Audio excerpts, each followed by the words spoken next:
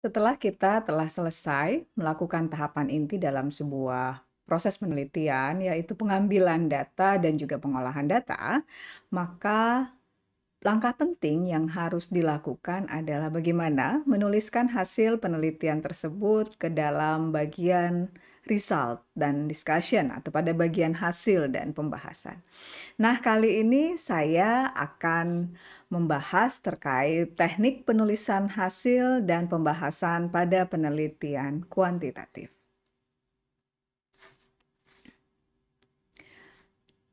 Pada materi ini, Anda akan mempelajari bagaimana cara menyajikan hasil laporan sehingga pembaca dapat melihat apakah data yang Anda peroleh mendukung ide-ide atau gagasan yang telah Anda sampaikan sebelumnya pada bab pendahuluan. Subbab hasil juga sebagai tahap persiapan pembaca sebelum sampai pada kesimpulan yang mana akan muncul pada subbab pembahasan. Pada subbab hasil, cerita yang Anda miliki, pemikiran, dan kebenaran terkait hasil laporan yang telah diperoleh itu dituangkan dalam bentuk statistik. Nah, ide-ide Anda adalah aspek yang paling kritis dalam laporan yang ditulis. Statistik inilah yang menjadi alat yang mampu mendukung ide dari penelitian Anda. Jika Anda berpikir untuk menjaga keterkaitan antara ide-ide dan statistik, maka Anda akan lebih mudah berkomunikasi dengan pembaca. Dalam menuangkan hasil pembahasan, hasil maupun pembahasan pada sebuah laporan penelitian kuantitatif, maka membuat outline atau semacam peta ide ya, akan sangat membantu dalam mengembangkan ide-ide pokok yang akan disajikan di pembahasan. Nah, bila Anda sudah menghasilkan outline yang baik, maka akan memiliki panduan dalam penulisan yang tentunya mendukung ide yang akan Anda tulis. Nah, ide yang ditampilkan ini akan disajikan dalam bentuk hasil karena ini merupakan aspek yang penting. Sedangkan statistiknya merupakan media yang dapat mendukung ide yang disajikan. Nah, pada bagian bab 1 atau pada bagian bab pendahuluan, penulis tentunya sudah menyampaikan hipotesisnya biasanya di bab 2 ya, bab 1 atau bab 2 telah menyajikan hipotesisnya.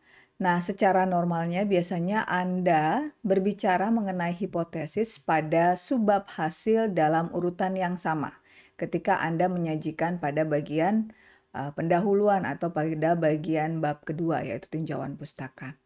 Jadi, secara pada umumnya atau secara normalnya ketika kita menyajikan di dalam bab hasil, maka yang kita sajikan berurutan sesuai dengan hipotesis yang Anda ajukan. Bila hipotesisnya ada 4 misalnya, maka tentu hipotesis pertama dulu, lalu kedua sampai yang keempat. Ya, itu secara pada umumnya.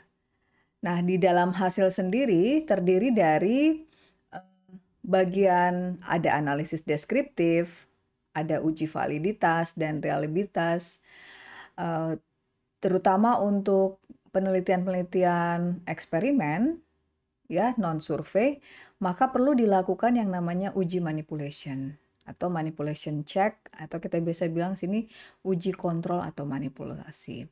Dan setelah itu baru kita melakukan uji statistik. Uji statistik inilah yang merupakan uji dari hipotesis.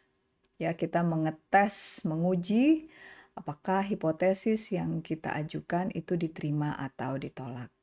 Nah, jika pada hasil yang diperoleh terdapat temuan menarik lainnya, maka bisa dilakukan melalui post hoc analysis atau multi method analysis. Nah, ini contoh pembuktian hipotesis. Ini yang kita lihat di slide ini adalah hipotesisnya ditolak ya. Jadi partisipan yang berada pada kelompok kompensasi menunjukkan level pemaafan yang lebih tinggi dibandingkan partisipan yang berada pada kelompok permintaan maaf atau apology. Nah, hal ini menunjukkan bahwa ketika maskapai penerbangan memberikan kompensasi terkait kegagalan servis yang terjadi, maka akan meningkatkan level pemaafan seseorang. Nah, bentuk bentuk dari contoh ini merupakan hasil yang jelas ya dan mudah untuk dibaca. Ini adalah bentuk dari hipotesis hasil kata-kata yang jelas ya dan mudah untuk dipahami. Nah, setelah membaca kalimat ini, tentu Anda paham apa yang terjadi.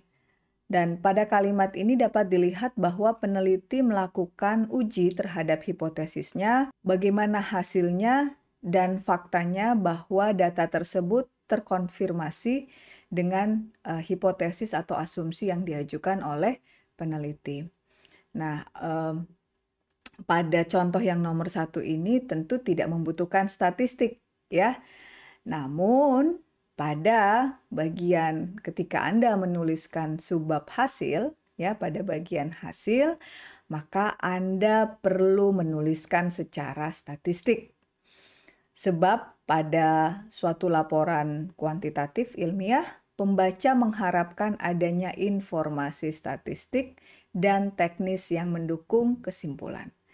Nah, kita bisa lihat dari contoh yang nomor 2 ini adalah contoh penulisan hasil secara statistik dan teknikal, ya.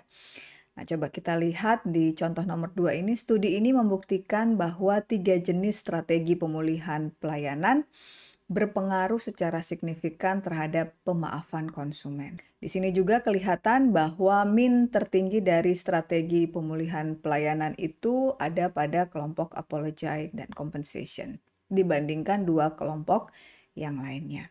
Nah, ini adalah contoh yang kedua, ini adalah contoh yang perlu dituliskan dalam bagian hasil. Ya, jadi ketika di dalam bagian hasil, maka perlu untuk dituliskan statistis dan teknikalnya. Ketika Anda menuliskan hasil, Anda harus mencoba menggunakan kalimat yang kemudian ditambahkan bagian statistiknya. Sebagai tambahan, terdapat pula beberapa cara untuk menyajikan atau mempresentasikan data. Contohnya yang pertama dalam slide ini misalnya kita menuliskan min pada teks dan sumber deviasi di dalam kurung, ya. Cara yang lain biasanya dituliskan min dan SD itu di dalam kurung seperti contoh yang ada pada slide sebelumnya tadi. Slide sebelumnya yaitu yang ini, ya. Ini contohnya adalah gaya yang kedua. Jadi min dan SD itu sama-sama dituliskan di dalam kurung, ya.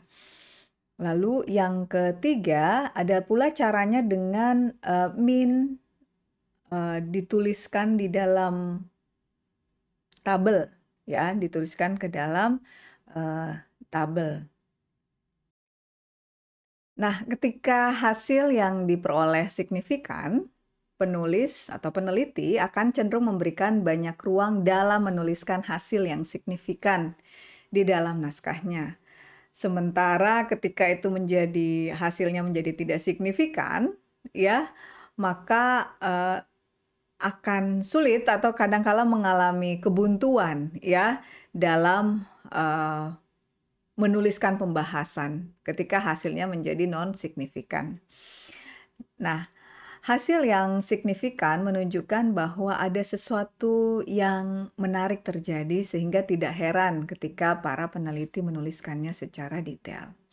Seringkali juga terjadi ketika hasil menunjukkan tidak signifikan, maka biasanya sulit bagi peneliti untuk membahas secara panjang lebar, ya.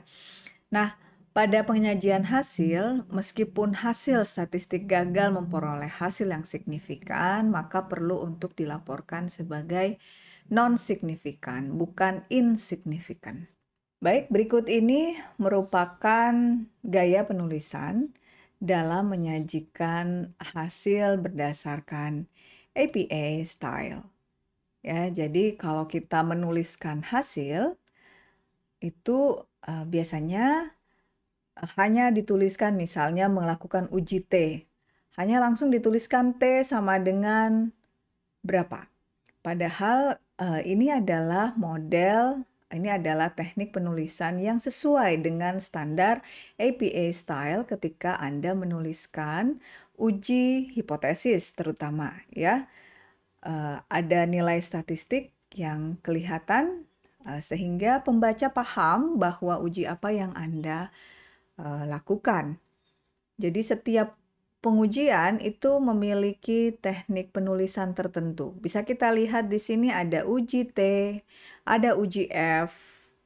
Masing-masing memiliki, simbol statistik yang, ada persamaannya tetapi ada juga, yang berbeda. Ya, eee, a ketika melakukan uji korelasi itu harusnya menuliskan seperti apa. Juga ketika misalnya contohnya di sini adalah chi-square.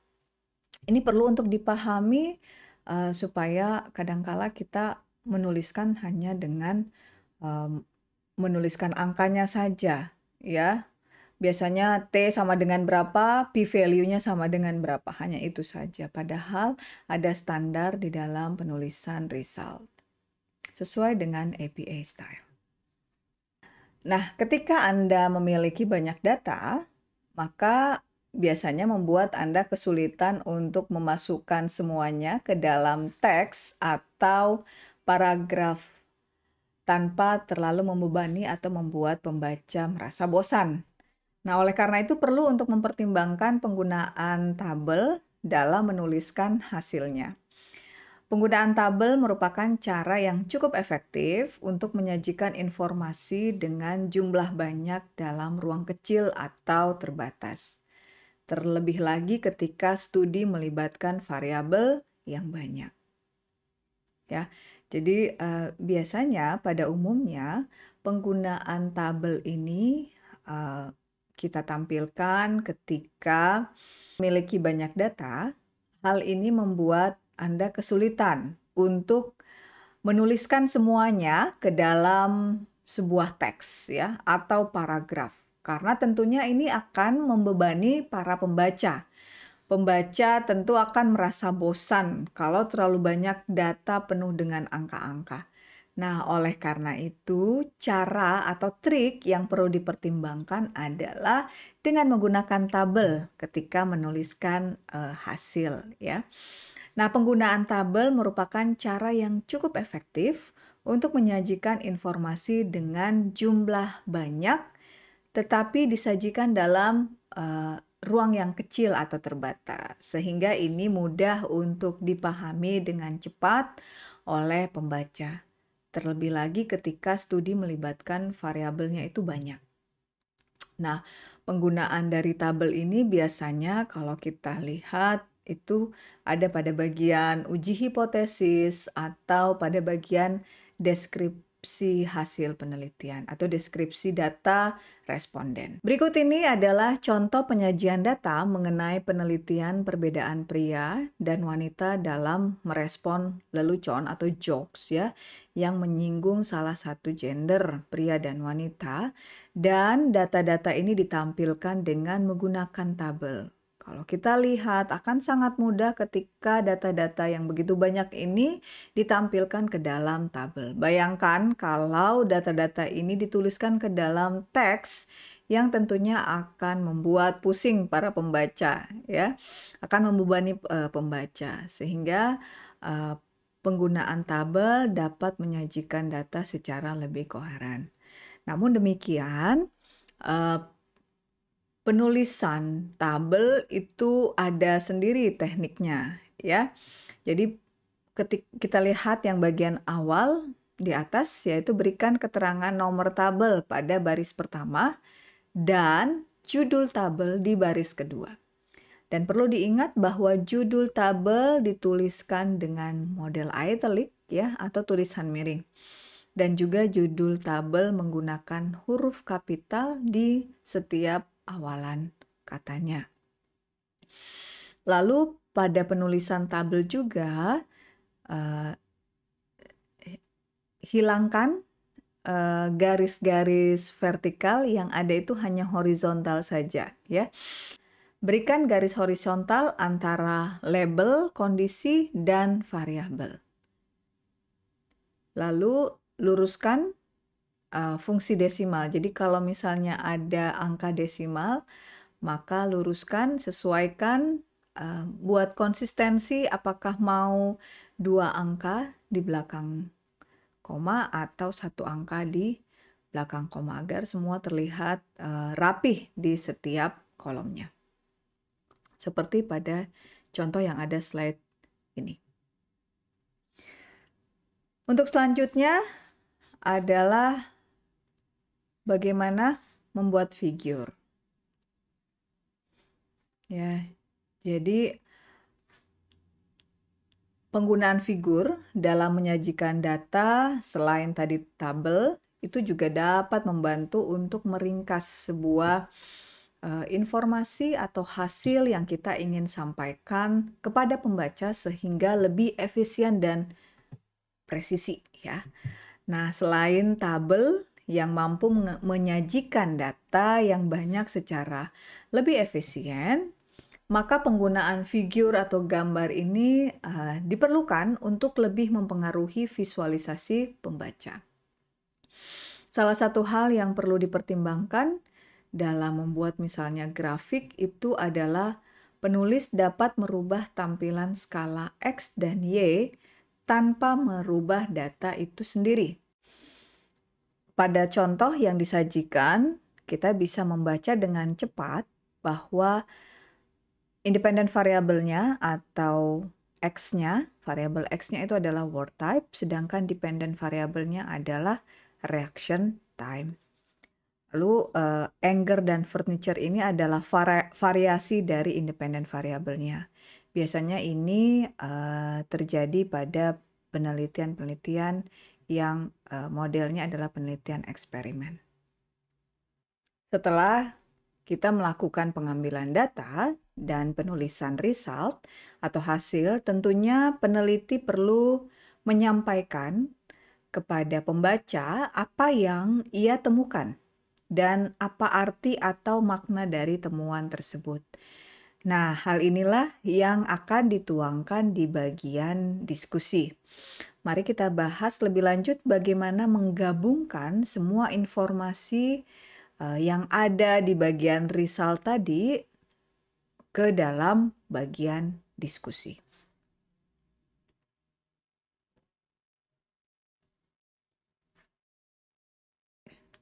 Bagian diskusi meninjau kembali konsep dasar yang menarik bagi penulis dan bagaimana penulis menjawab pertanyaan penelitian. Bagian ini juga menunjukkan bagaimana hasil yang telah diperoleh mendukung hipotesis yang diajukan. Hasil temuan di awal paragraf dari diskusi. Jadi di awal paragraf itu tentu perlu dituliskan hasil temuan dari penelitian yang tidak bisa jauh dari hipotesis yang diajukan tentunya. Nah, ini akan membantu para pembaca untuk mempresentasikan atau menjelaskan setiap temuan-temuan yang didapatkan dari penelitian tersebut. Nah, biasanya kita mulai dengan menyajikan hasil yang penting dulu, penting dan menarik. Dan juga di dalam di dalam pembahasan tidak memasukkan rumus atau simbol statistik, tetapi tentunya dalam bentuk deskripsi verbal. Ya, jadi pada bagian hasil saja simbol-simbol statistik atau pengolahan data secara statistik itu disajikan. Tetapi ketika dalam pembahasan tidak memasukkan rumus ataupun simbol statistik, tetapi hanya dalam bentuk deskripsi verbal. Nah, simbol-simbol statistik tidak perlu lagi disajikan pada bagian ini. Ketika mendeskripsikan hasil atau mendeskripsikan pembahasan, hubungkan hasil temuan tersebut dengan hipotesis yang telah diajukan. Ketika hipotesis yang diajukan lebih dari satu, maka hubungkan satu persatu. Tidak masalah jika menyajikan hasil yang kemudian tidak sesuai dengan hipotesis. Nah, hal tersebut itu tergolong normal ya, jadi, tidak perlu merasa kecewa ketika hasil yang diperoleh tidak signifikan misalnya atau tidak sesuai dengan hipotesis yang diajukan. Nah, ingat bahwa perilaku manusia adalah sesuatu yang kompleks dan sulit untuk diprediksi kebenarannya. Sehingga tentu akan banyak penjelasan-penjelasan makna di balik mengapa hipotesis tersebut menjadi eh, tidak diterima. Jika memasukkan beberapa dependent variable ke dalam penelitian, dalam artian ketika dependent variabelnya itu tidak cuma satu, tetapi ada beberapa dependent variable, maka Anda harus mampu menunjukkan keterkaitan komponen yang terpisah itu. Ya, jadi masing-masing harus dijelaskan. Misalnya terdapat beberapa DV, maka perlu disajikan bagaimana DV tersebut masing-masing memberikan gambaran yang kompleks dan lengkap terhadap respon dari data partisipan. Terkadang pengukuran yang berbeda saling melengkapi satu sama lain. Maka ketika hal ini terjadi, penulis dapat membuat argumen yang lebih kuat mengenai kesimpulan dibandingkan ketika hanya menggunakan satu DV. Terkadang juga DV yang berbeda itu mengarahkan pada pola perilaku yang berbeda pula. Karena tiap-tiap DV yang diukur itu melibatkan proses psikologis yang berbeda. Pada diskusi hasil, penulis harus mempertemukan hasil dari semua pengukuran DV tiap individu sehingga dapat dikembangkan dan dilihat gambaran komplit dari perilaku para partisipan atau responden. Nah, terkadang pada beberapa kasus yang menggunakan beberapa DV, dependent variable, memberikan hasil yang kontradiksi. Beberapa peneliti mungkin tidak ingin menghadapi kasus ini. Namun penting untuk menyadari ketika hal ini terjadi, peneliti sebaiknya melaporkan hal-hal yang dapat mempengaruhi hasil dari DV ini pada hasil dan pembahasan. Jika penelitian Anda terdiri dari beberapa dependent variable atau menggunakan beberapa studi dalam satu penelitian, misalnya ada studi 1, studi 2, dan sebagainya, Anda harus mampu menunjukkan keterkaitan komponen yang terpisah itu.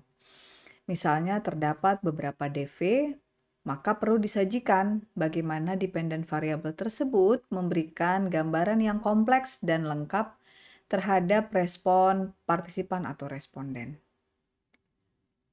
Nah, terkadang pengukuran yang berbeda itu akan saling melengkapi satu sama lain. Ketika hal seperti ini terjadi, penulis bisa membuat sebuah argumen yang lebih kuat mengenai kesimpulan dibandingkan ketika hanya menggunakan satu DV. Terkadang juga dependent variable yang berbeda mengarahkan pada pola perilaku yang berbeda pula. Karena tiap-tiap dependent variable yang diukur akan melibatkan proses psikologis yang tentu juga berbeda.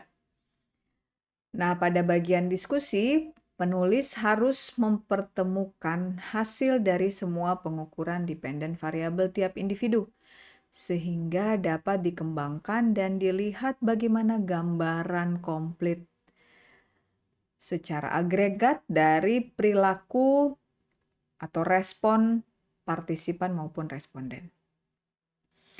Nah, terkadang pada beberapa kasus yang menggunakan beberapa dependent variable tersebut memberikan hasil yang kontradiktif. Itu kadangkala terjadi ya. Nah, beberapa peneliti mungkin tidak ingin menghadapi kasus seperti ini, tetapi penting untuk menyadari ketika hal ini terjadi, peneliti sebaiknya melaporkan hal-hal apa yang kemudian dicurigai atau dapat mempengaruhi hasil DV ini di bagian pembahasan. Lalu bagaimana ketika hasil temuannya kemudian menjadi tidak signifikan atau tidak sesuai dengan hipotesis yang diajukan, hipotesisnya tidak diterima. Nah, analisis data yang dilakukan terkadang memberikan hasil statistik yang ditolak ya. Hal ini bisa saja disebabkan karena variabel yang diteliti tidak memiliki keterkaitan atau terdapat juga masalah dalam desain penelitian Anda. Nah, jika dari awal mengajukan hipotesis eh, dan hasil yang diperoleh sesuai dengan yang diekspektasikan atau yang diharapkan, maka peneliti itu dapat memberikan penjelasan yang mendukung hipotesisnya. Tetapi jika di awal hipotesis sudah dikemukakan, tetapi hasil yang diperoleh menunjukkan non-signifikansi atau tidak sesuai dengan tidak diterima hipotesisnya, maka perlu dilihat dulu apa yang menjadi celah dalam penelitian ini berdasarkan studi-studi terdahulu. Ingat bahwa hasil yang tidak signifikan bukanlah sesuatu kesalahan di dalam penelitian, tetapi bisa kita lihat bahwa ini menjadi celah, menjadi temuan yang menarik sehingga akan membuat penelitian ini menjadi lebih bermakna dan bisa menjawab fenomena-fenomena yang terjadi di dalam masyarakat.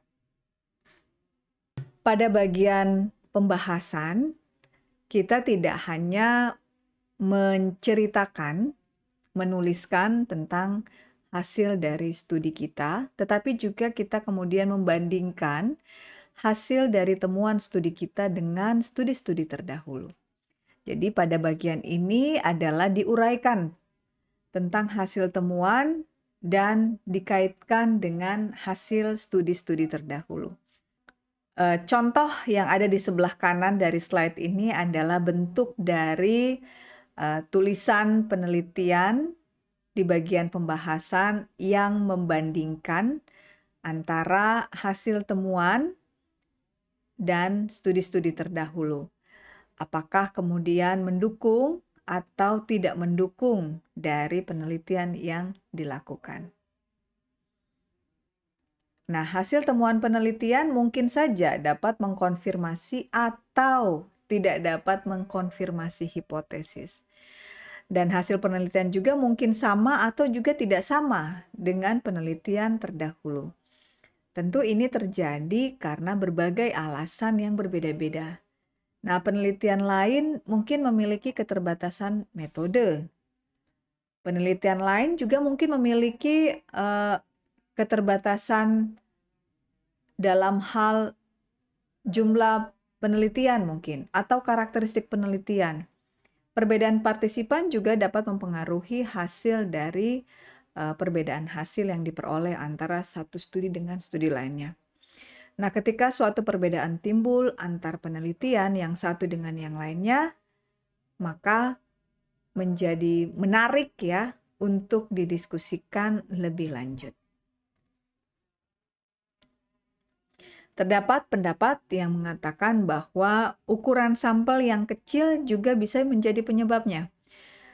Tetapi isu mengenai ukuran sampel bisa saja relevan jika datanya itu cukup bervariasi atau pengaruhnya lemah, tetapi jumlah partisipan kemungkinan tidak akan menyebabkan pola hasil yang berbeda. Salah satu tugas penting yang harus dilakukan pada bagian diskusi adalah bagaimana meyakinkan pembaca bahwa pertanyaan yang kita ajukan di dalam penelitian secara psikologis itu bermakna. Maka dari itu, salah satu manfaat dari melakukan penelitian adalah memberikan kontribusi baru terkait pengetahuan dasar dalam bidang yang diteliti. Bagian discussion pada sebuah penelitian merupakan sesi yang tepat dalam mengemukakan pentingnya penelitian ini dilakukan. Penulis perlu mengaitkan penelitian yang dilakukan dengan isu-isu psikologis terkini. Oleh karena itu, yang menjadi pertanyaannya adalah bagaimana penelitian Anda berhubungan dengan apa yang telah dipelajari oleh ilmuwan psikologi lain. Jadi sebagai contoh, jika Anda melakukan penelitian dalam sebuah laboratorium, maka Anda dapat mengambil kesempatan ini dengan berspekulasi bahwa hasil penelitian Anda itu akan berhubungan dengan kehidupan sehari-hari. Ya, meskipun dilakukan dalam sebuah lab penelitian ini.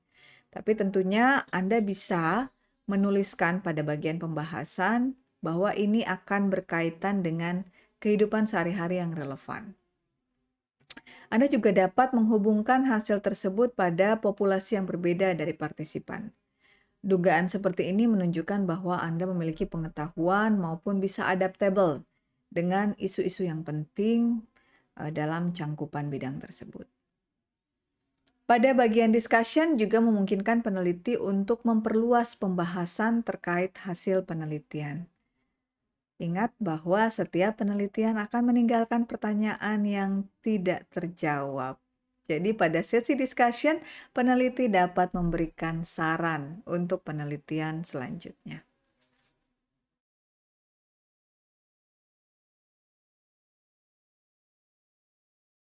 Pepatah lama yang mengatakan bahwa tidak ada gading yang tidak retak masih tetap berlaku, ya, bahwa tidak ada penelitian yang sempurna menjadi sebuah ungkapan yang benar adanya.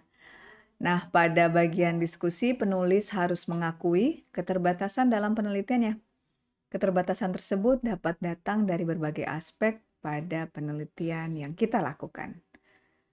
Bisa saja metodologi yang digunakan kemungkinan membatasi generalisasi data. Ketika merencanakan penelitian, Anda harus membuat keputusan tentang pengukuran jenis apa yang akan dilakukan atau kondisi apa yang akan diberikan. Nah, ketika Anda membuat pengukuran yang berbeda atau tipe kelompok yang berbeda, maka hasil yang diperoleh kemungkinan juga akan berbeda. Nah, dalam menangani jenis keterbatasan seperti ini, Anda tidak boleh mengasumsikan bahwa Anda telah membuat pilihan yang tidak bagus untuk pengukuran dan kondisi. Keterbatasan lain dalam penelitian yaitu terkait sampel. Jika partisipan merupakan siswa, hasil yang diperoleh mungkin dapat digeneralisasikan pada siswa lain, tetapi tidak diperuntukkan untuk orang-orang yang bukan siswa, atau tidak diperuntukkan untuk orang-orang yang tidak sesuai dengan karakteristik dari sampel Anda, partisipan atau responden Anda. Adapun hal yang berpotensi menjadi suatu keterbatasan adalah identifikasi hubungan kausal. Jika studi menggunakan korelasi atau kuasi eksperimen, kehati-hatian ini sangat penting ketika peneliti melibatkan desain kuasi eksperimen yang melibatkan kelompok utuh dan ketika tidak dilakukannya random pada saat memasukkan partisipan dalam kondisi eksperimen. Jadi, kelemahan pada penelitian-penelitian korelasi maupun penelitian kuasi eksperimen perlu diperhatikan ketika Anda menyajikan atau menuliskan pada bagian diskusi.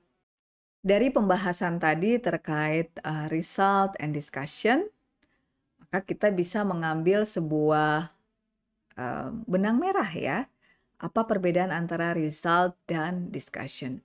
Pada penulisan hasil, penulis tidak boleh menginterpretasikan data. Namun tidak berarti bahwa peneliti hanya memberikan data sepintas, melainkan menyajikan secara statistik, baik itu deskriptif, mean, ada SD-nya, serta statistik inferensial misalnya menggunakan ANOVA kah atau UJT. Pada penulisan hasil juga tidak mengaitkan hasil temuan dengan teori atau penelitian terdahulu. Nah, hasil yang disajikan tentu harus diungkapkan secara jujur, tetapi tidak perlu kontroversial, sebab yang disajikan kepada pembaca adalah fakta numerik, dan yang terpenting bahwa fakta tersebut haruslah jelas. Sementara pada bagian discussion, penulis dapat melakukan interpretasi, spekulasi, dan teori serta menggabungkan hasil dengan penelitian-penelitian terdahulu untuk menjawab masalah-masalah atau fenomena-fenomena yang terjadi di masyarakat. Demikian pembahasan teknik penulisan pada hasil dan diskusi untuk penelitian kuantitatif. Semoga apa yang disampaikan bermanfaat. Sekian dan terima kasih.